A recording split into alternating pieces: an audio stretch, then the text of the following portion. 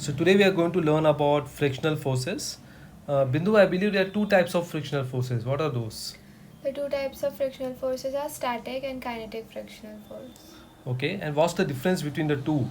Can you start by explaining the basics of frictional force? In which direction does frictional force apply? So let us consider a block over here, and there's a force acting in this direction. So the frictional force is always opposite to the direction of motion. So the frictional force will be in the opposite direction. So friction always acts in opposite direction to the direction of motion, right?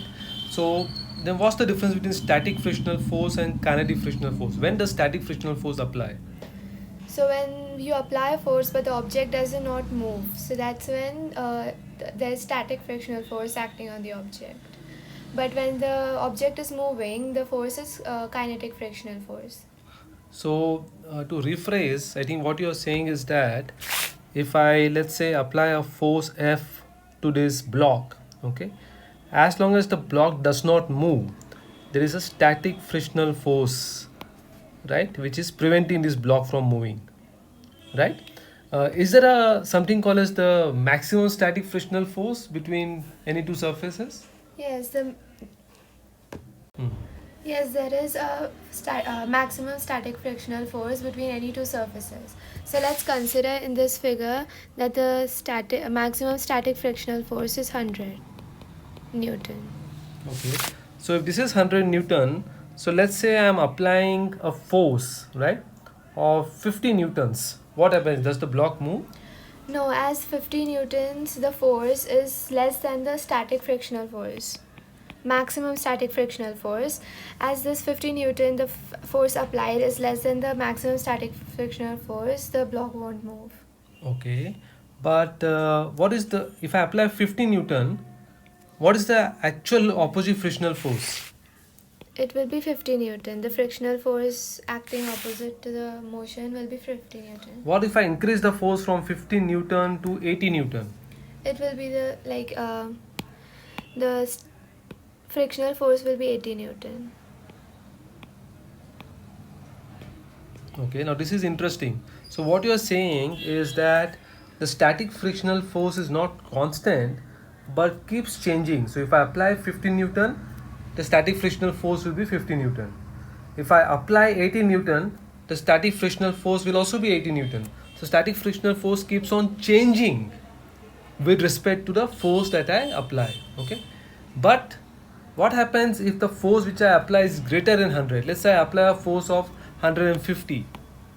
So if you apply a force greater than the maximum frictional force, that is 150 Newton, the block will start moving. Okay, so it overcomes the static frictional force, Yes. and the block starts moving. That's very interesting. So let's say the block starts moving. When the block is moving, is there a frictional force acting on it? Yes, when the block is moving, there's a frictional force known as kinetic frictional force which acts against it. So I have always been interested to understand why does friction really occur? So why friction occurs is, suppose we consider this block and a surface. What we have to know is a surface and a block, when they touch, they are not very smooth when seen in microscopically. Like there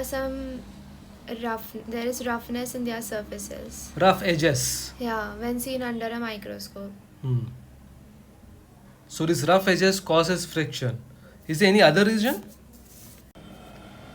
As we know, the molecules present in over here also attract each other. So molecular attractive force also acts and plays a role in friction.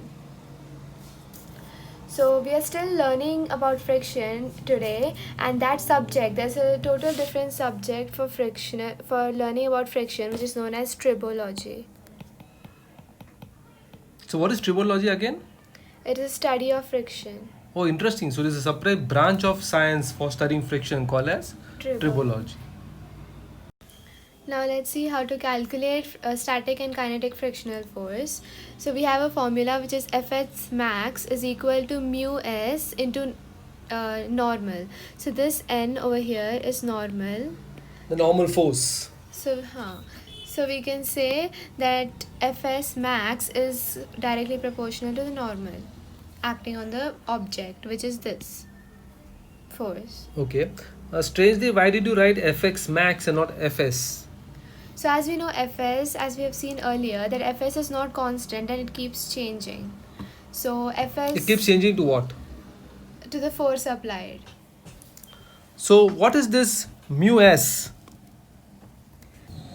So the mu over here is a constant, and that constant is also known as the coefficient of static friction, that is mu s. So you consider any two surfaces. Let's consider this iron block over here, and let's consider this is a wooden surface. So there's a constant value of mu over here. Okay.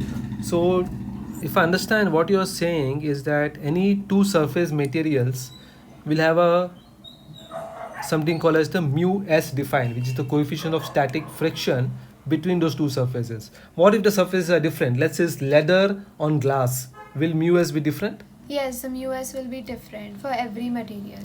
Or two materials? Two materials. So mu s is involved. between two materials. Okay. What's the unit of mu s? There is no unit for mu s or mu Because it's a constant. because it's a constant. So let's see kinetic frictional force. The formula is the same, but over here the coefficient, that is mu k, is the coefficient of kinetic friction. Okay. And is mu s greater or mu k greater? Mu s is always greater, so mu s is always greater than mu k. Okay. And this would also mean that the Yes, Fs max Hmm. will be greater than Fk.